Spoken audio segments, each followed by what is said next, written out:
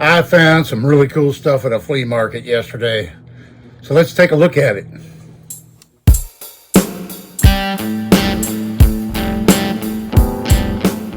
Hey everybody, thanks for coming back for another video.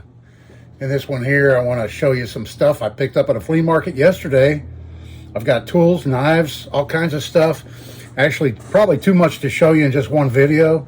So I'll do a couple more videos and show you the rest of the stuff. But I'll run through and show you what I found. I'll start off with some tools. I found this military entrenchment tool. I believe it's a replica of a World War II era one, although it looks kind of beat up and rusty. I couldn't find any stampings on the blade.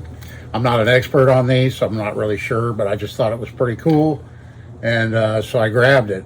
All these things I'm going to show you, I didn't buy any of them. I actually horse traded for them. I did some bartering with some other vendors and traded. I had a whole trailer full of tools to sell, and so I just did some horse trading and acquired a lot of these old rusty things that I can clean up, fix up, bring back to life, save from the landfill or whatever. Here's an old egg beater drill. Not really sure the maker on this.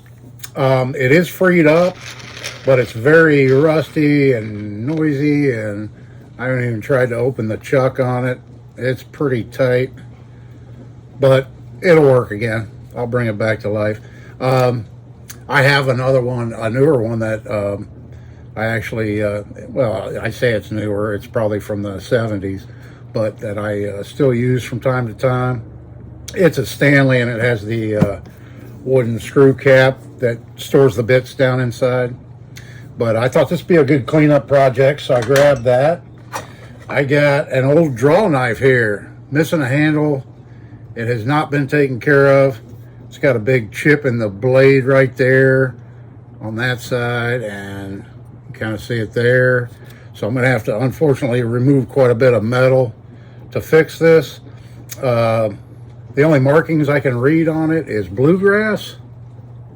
So right there, bluegrass. It has one handle, but it's loose. So I'm going to turn some new handles for it and try to save this old draw knife here. Bring that back to life. This right here, I love these little saws, and I think Miller's Falls made these. I've got a few of them, and I just grabbed this one because I thought, well, that'd be a great thing to throw in my easy rust remover and see how it comes out, you know. I got an old Yankee screwdriver. This is a Jordan brand, and it's in pretty rough shape. So that'll be a fun restoration project, clean this one back up. And then I got another one, the last tool to show you real quick here. It's a whole box full right here. And it's also a Yankee screwdriver, but it's I'm sure a lot newer than that previous one. This one has a plastic handle, and it's a Craftsman 3103 93103. It's in very, very good condition, and you can see, and it's oiled and actually ready to go, just like that. The shank size for this old one and this one are the exact same, and I got a whole box full of various bits. I'll show you some of them here. Here's a 1/4-inch drill bit that fits in it. It's a carbide drill bit, different size Phillips head bits. Some of these look like they've been made. Yeah, they've been made. Somebody welded like a screwdriver tip onto a piece of round stock and ground it out, similar to what I did for the adapter that I made for my Yankee screwdriver. But there's a lot of these are factory, but some of them are homemade. Yeah, a lot of different size. Here's a socket adapter for 1/4-inch drive sockets. And this one somebody took a snap-on and cut it off and welded it onto a shank. And then I think there's one more of these in here. And here's another one that also looks homemade.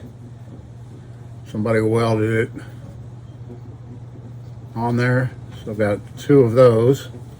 So all in total, there's 13 sockets, and there's 16 of these bits.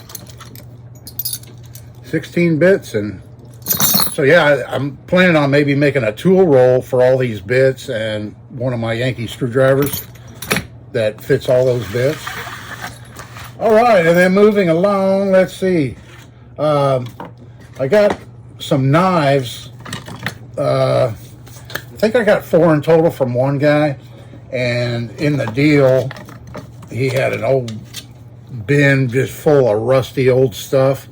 And I grabbed these out of there just to see if I can bring these back to life. This old meat fork with a stag handle that's severely cracked and it's missing the pommel. And but I don't think the metal's pitted too deep. I'll throw this in my easy rust remover and see what it looks like when it comes out. Maybe try and save the ferrule there and clean that up. And then this, I believe, is a fish knife. It has a very, very flexible blade, like a fillet knife blade, and like these teeth on the back that you could use for scaling fish, and a wooden handle. And it's in pretty rough shape, but I'm going to see if I can save that one to be used another day. And then this one here, I really like these handle style. These old knives like this is a half tang, and it's in real rough shape. And not sure if I'll be able to save the handle, but I'm going to try, or reproduce it like that. And it's a fairly thin blade also, kitchen knife, that's been sharpened to death. But I may shorten it and turn it into a paring knife or do something with that. And then moving along here to these pocket knives I want to show you. In no particular order, I got this little guy right here. And this is a kissing crane. Let's see, get the dust and dirt off of it here and show you. It's the Black Angus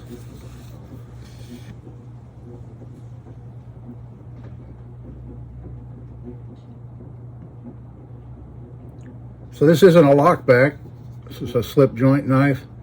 And the only thing on the blade there says Kissing Crane and Ross Fry. So this is a newer one. This is from probably 2000 up. Maybe the late 1990s or 2000, something like that. I'm not sure. This one, I think it has the model number. Yes, it does. This is the KC 43. I think it's the KC 43.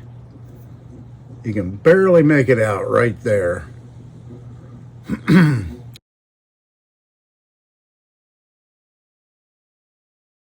So I think the KC designation was probably 2000 and up. So it's not that old of a knife, but the blade hasn't been sharpened to death, and it has one little chip right here. And I believe they call those Delrin handles. And it has that one little chip I'll try and repair. But neat little pocket knife there. And then this guy here I got because I had one just like it, but mine was in pristine condition. That got stolen years ago. It's a Cub Scout knife, and this one's made by Camillus. And it's the long line, non-italic Camillus tank stamp.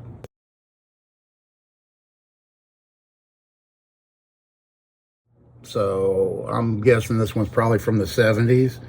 And it's been sharpened to death. The spear point blade's almost starting to look like a pruning blade where it's been sharpened to death. And then the punch blade's in good shape. These models here, they actually have two liner locks, one on each end. So you've got a liner lock for the main blade and a liner lock for the punch blade, all. And then it also sports a, if I can get it open, I don't think I've opened this one yet. Oh, that's stiff. Yeah, and then it's got the bottle opener blade. This one's going to really clean up good. Unfortunately, it's missing the badge. So I'm going to have to hunt around or decide what I want to do there. If I want to just cut a piece of brass to fit in there, maybe stamp it with something like CS for Cub Scouts, or try to find one somewhere. I already looked on eBay and I couldn't find any. So yeah, if you have any ideas, leave them down in the comments for what I should do with that missing badge part of it. But the bail's intact. I think it's going to clean up really good. I think it's going to turn out to be a nice little knife. This one here is kind of unique. Look at this little camp knife. It's got the angled bolsters on it. It's one of those clamshell, inexpensive hardware store knives on the cardboard displays, But look at the blade on this thing. This is Providence Cutlery Company.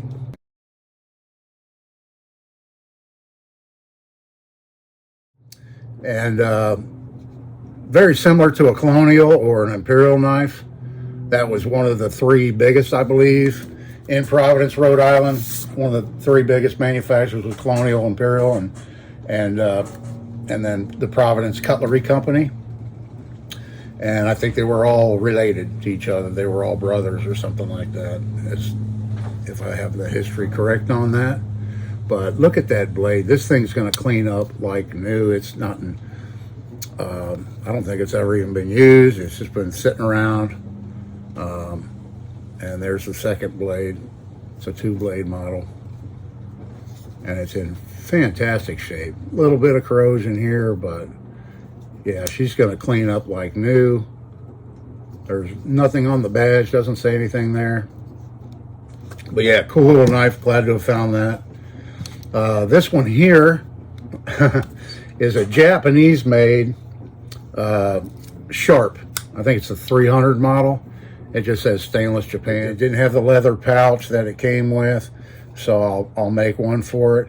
But I had one of these years ago. I bought it new at Kmart, and yeah, it was another one that got stolen. So I saw it and traded with the guy, and it's a heavy knife. It's very, very heavy, all stainless and ebony inlays. And I carried this knife for well over a year, using it every day at work. And it held up really well. And so there's that one. Another camp knife. Check this one out. It's missing the paint off of here. You can still see remnants of a little bit of the paint. But it says camp knife. But this is what caught my eye right here. When I saw that, I was like, whoa, wait a minute. It's the old style can opener. Check that out. Unfortunately, this blade also has been, the original spear point is no longer. It's more like a pen blade now.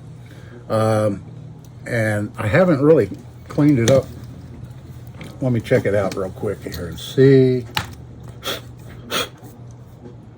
All I can see on the main blade there is made in Germany. That's all it says, made in Germany.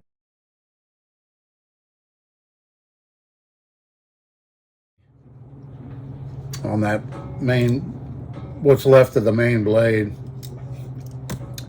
But it has the original bail on it. I assume this knife here is from the 50s. Other than the main blade, I don't think it's been used. Well, the screwdriver tip, it's been all boogered up. So this knife was used. The bolster's a little offset. I need to fix that. Straighten that up, give it a good cleaning and sharpening, and possibly use some black lacquer there to replace that missing black paint. Leave this part, the camp knife part, shiny, and clean this little knife up. I thought it was kind of unique. I don't have one like that with that style can, the old style can opener. So that's what caught my eye on that one. And then I've got this little guy here. Check that out. That's another Camillus. And I think it's the 70, this is the 76 pattern. And it's another long line, non-italic Camillus tank stamp there.